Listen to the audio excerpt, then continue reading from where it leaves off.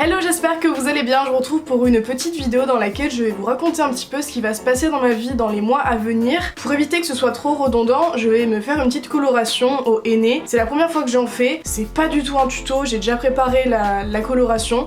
Du coup je vais commencer maintenant, mes cheveux sont sales, voilà, c'est... J'attendais pour pouvoir faire la colo, et puis c'est parti. Il y a un gros changement qui va arriver dans ma vie puisque ce soir en fait, à l'heure où je tourne cette vidéo, je pars en Belgique, direction Bruxelles, puisque je vais y vivre pendant 3 mois et demi. Voilà. Pourquoi faire? Eh bien tout simplement parce que grâce à ma licence, je suis en 3e année de la licence Infocom, j'ai l'occasion de partir en Erasmus lors du dernier semestre et j'ai choisi la Belgique. Mais ça n'a pas été de tout repos et je vais vous expliquer pourquoi. C'est ma petite mixture là. Ce qu'il faut savoir, c'est que je veux partir à l'étranger depuis déjà le lycée. À la base j'avais choisi une licence d'anglais pour pouvoir partir justement en 3e année en Erasmus. Sauf que, pour ceux qui me suivent depuis ce moment-là, vous devez savoir que j'ai arrêté cette licence, ça me plaisait pas, etc.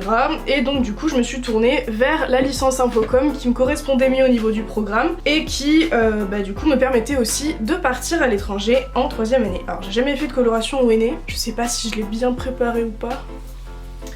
Écoutez, on va y aller à la one again comme on dit. Et donc du coup je me suis retrouvée en Infocom et quand je suis arrivée dans ma licence, je voulais partir absolument en Finlande et du coup ça ne s'est pas passé comme prévu puisque au moment de choisir la destination, donc c'était l'année dernière en L2, on a pu avoir accès au programme et quand j'ai vu le programme en Finlande, je me suis rendu compte que ça me plaisait pas du tout. Je me suis résignée à ne pas partir en Finlande, surtout qu'après réflexion, il fait froid là-bas.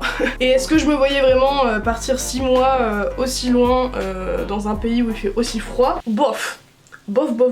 J'ai voulu partir un moment en Serbie parce que le programme me plaisait énormément, mais encore une fois après réflexion, je suis en train de tacher tout mon t-shirt. Encore une fois après réflexion, je me suis dit, est-ce que la Serbie c'est une bonne idée, sachant que j'allais y partir toute seule. Et au final, j'ai changé d'avis. Je l'avais quand même mis en 3e choix. Donc finalement, mon choix s'est reporté vers les Pays-Bas, puisque le programme me plaisait plutôt bien et la destination me donnait envie. Et surtout, je pensais que c'était Amsterdam. Pas du tout, c'est dans une ville qui est à 1 heure d'Amsterdam. Et comment je fais moi pour arrêter ma caméra maintenant que j'ai les mains toutes dégueulasses?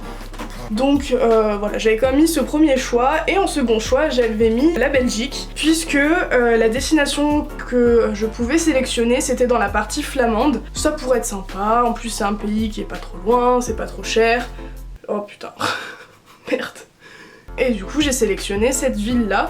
Alors il y avait Bruxelles de disponible pour aller dans l'école IX. Sauf que c'est vachement basé sur le journalisme et c'est pas forcément une filière qui m'intéresse énormément. Et c'était beaucoup plus cher, donc je me suis tournée vers une plus petite ville. Et donc j'ai été sélectionnée pour partir là-bas. En plus le programme me plaisait plutôt bien. Donc j'étais contente, surtout que je partais pas toute seule, donc bonne nouvelle. Et puis arrive la rentrée de septembre et la fille qui devait partir avec moi annonce qu'elle ne veut plus y aller. Ça me fait un petit chamboulement un petit peu dans ma tête parce que je me retrouve à partir seule dans une destination qui me tente pas plus que ça non plus parce que voilà, c'est une ville qui est un peu éloignée de la capitale et y aller toute seule, c'est pas un truc qui me fait vraiment peur, mais j'avais un peu peur de pas profiter à fond on va dire de mon Erasmus. Et donc du coup j'ai contacté la prof qui s'occupait de tout ça pour pouvoir lui expliquer la situation et lui demander s'il n'y avait pas moyen de changer de destination pour voir. Et elle m'a expliqué que la seule destination qu'il y avait c'était la Finlande où il restait une place. Et comme je vous l'ai expliqué auparavant, ça me tentait plus trop parce que voilà c'était cher, il y avait un investissement à faire au niveau des vêtements puisque forcément il fait tellement froid qu'il faut acheter des vêtements spéciaux. Et je me suis dit que si j'y allais, vu le prix que ça coûtait, je pourrais pas voir autre chose. Alors qu'en allant en Belgique, je savais que vu que c'était pas trop cher, j'allais faire des économies et ces économies-là, je pouvais les dépenser pour aller visiter des pays aux alentours. Donc je me suis résignée à partir en Belgique, sauf que bien évidemment ce n'est pas fini vu que ma vie est une galère perpétuelle. En discutant avec la prof, on s'est rendu compte que le programme qui avait été envoyé sur le site de ma fac, c'était le programme d'automne 2022, sauf que je pars au printemps 2023. Et donc en allant sur le site officiel officiel de la fac pour voir le bon programme, on s'est rendu compte qu'il y avait un petit truc qui clochait, puisque normalement quand on part en Erasmus, dans le cadre de ma licence, on va suivre des cours dans une autre fac, donc on a une liste de cours et on doit en sélectionner pour avoir 30 ECTS pour pouvoir valider le semestre. Et sur le programme, il y avait 2-3 cours de marqués, dont 2 qui faisaient que 3 ECTS, un autre qui en faisait 10 et c'était une thèse en anglais, et ensuite il y avait un stage de 23 ECTS, et donc clairement si je voulais partir, il fallait que je fasse un stage de 3 mois dans un pays que je ne connais pas, dans une partie du pays surtout qui est flamande,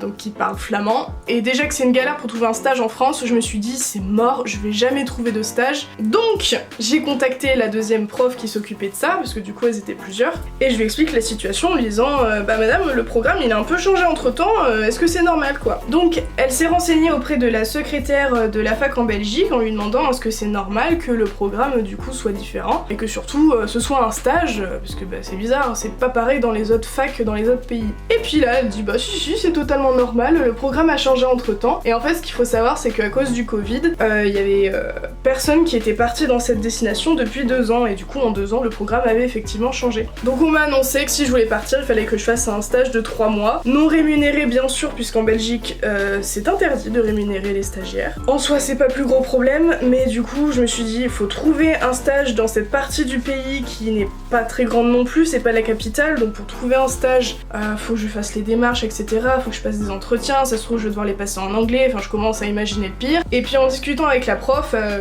qui avait totalement raison, elle m'explique que ben au final ça peut être une superbe opportunité, et que voilà, il y a que moi à qui on propose du coup ce programme là, vu que je suis la seule à partir dans cette destination, et ça pourrait m'ouvrir pas mal de portes et ça me fera de l'expérience professionnelle et un petit plus sur le CV d'avoir fait un stage à l'étranger quoi. Donc je me dis bon pourquoi pas, et du coup je discute avec des élèves belges qui étaient en Erasmus dans ma fac, qui m'ont donné pas mal de conseils pour trouver des stages, parce que ce qu'il faut savoir c'est qu'en Belgique ils sont pas cons, ils ont des plateformes dédiées aux stages, donc on envoie notre CV sur la plateforme et ils envoient ça à plusieurs startups en Belgique, et il y a d'autres plateformes aussi qui permettent de choisir la ville qu'on veut, et c'est les agences etc, les entreprises qui mettent leurs annonces eux-mêmes et on postule et après ils nous rappellent. Et donc du coup j'ai commencé à regarder sur ces plateformes, et comme par hasard, eh bien il n'y avait pas ma destination, il y avait toutes les villes en Belgique, les grosses villes en Belgique sauf la mienne, et du coup ben je me suis dit mais super, comment je vais faire, déjà que c'est galère pour trouver un stage à l'étranger, comment je vais faire, et surtout il fallait que je choisisse des cours en parallèle puisque le stage en lui-même ne suffisait pas pour valider mon semestre. Donc du coup j'espère que vous suivez parce que cette histoire est un peu compliquée, je choisis mes cours et j'étais partie dans l'optique que j'allais prendre les 2 cours à 3 points et faire une option en France, sauf que ça me tentait plus trop ces cours là, et je me suis dit au pire je tente le tout pour le tout, je prends la thèse qui fait 10 points et puis on verra bien ce que ça va donner. Et du coup je me suis dit au pire des cas, vu que c'est qu'un seul cours, je peux très bien me permettre de chercher un stage dans une autre ville et faire des allers-retours dans ma fac pour pouvoir suivre le cours, et ça me permettrait de trouver plus facilement un stage, parce qu'honnêtement je commençais à perdre un petit peu espoir. Je sélectionne ce cours là qui fait 10 points et je pars à la recherche de mon stage, et entre temps je discute un petit peu avec le professeur qui s'occupe de la communication dans ma fac, enfin dans la fac belge, et il m'explique qu'en fait le cours qui fait 10 points il peut se faire à distance. Et donc là, bah, tout rentre dans l'ordre. Je me dis c'est nickel, je vais chercher un stage sur Bruxelles, ça va me permettre de suivre mon cours à distance à côté, et surtout d'être dans la capitale, de peut-être un peu mieux profiter de mon séjour en Belgique, et puis bah, de tout simplement trouver plus facilement un stage qui a une meilleure notoriété par exemple. Et donc du coup, bah, je pars à la recherche de mon stage et je postule sur plusieurs plateformes. Et sans mentir, j'ai eu des réponses dès le jour même où j'ai postulé, et 5 jours plus tard, j'avais mon stage. Et honnêtement, ma chaîne YouTube m'a vraiment beaucoup aidé, ça a été un plus sur mon CV. Il y a pas mal d'entreprises qui étaient intéressées à l'idée de travailler avec moi, et du coup j'ai pu choisir entre plusieurs entreprises, ce qui est assez rare et ce qui n'arrive jamais en France. Et donc voilà, j'ai choisi mon entreprise et j'attaque mon stage dans 2 semaines. Et là j'ai pu enfin souffler, franchement ça a été une libération, ça a été Ça a été beaucoup de galères, pas mal de stress, mais bon ça c'est ma faute, je me mets aussi beaucoup la pression. Et au final bah c'est une bonne chose puisque ça pourrait m'ouvrir beaucoup de portes et ça pourrait me permettre d'avoir pas mal d'opportunités professionnelles à la suite de ce stage, tout en validant ma licence. Et au pire des cas, si le stage se passe mal et si je le valide pas, vu que je pars que 3 mois et demi, contrairement aux autres qui partent un peu plus longtemps, je rentre normalement au mois de juin, et si jamais voilà mon stage se passe mal, j'ai toujours le temps de trouver un stage en France pour valider mon année et du coup faire un autre stage. Donc voilà, tout est bien qui finit bien, c'est vraiment une bonne chose. J'ai trouvé mon logement, ça a été un peu galère pour trouver des logements parce que c'est vraiment très très cher en Belgique. Enfin, c'est la capitale hein, donc moi je suis dans une petite ville en France, les loyers c'est le double, donc forcément heureusement qu'il y a les bourses pour aider. Je dois vous avouer que je suis un petit peu stressée quand même, mais je pense que ça va être une très grosse opportunité, surtout que je suis pas vraiment toute seule puisqu'il y a d'autres élèves qui sont partis à l'IEX, eux, donc qui sont déjà à Bruxelles, et voilà, c'est à peu près tout pour la story time. Je vais aller me nettoyer un peu parce que vu que c'est du henné ça va me tacher et je vais avoir des traces partout. Je vais enrouler tout ça avec du papier alimentaire, je vais laisser reposer et je vous retrouve juste après. Voilà, c'est bien jaune dis donc. Je me demande quelle couleur je vais avoir, ça va être la surprise. On verra bien. Donc là ça a fait 1h30 que je laisse reposer. Il est temps d'aller rincer. Alors bon, ma couleur, écoutez, bah ça a pas fait grand chose.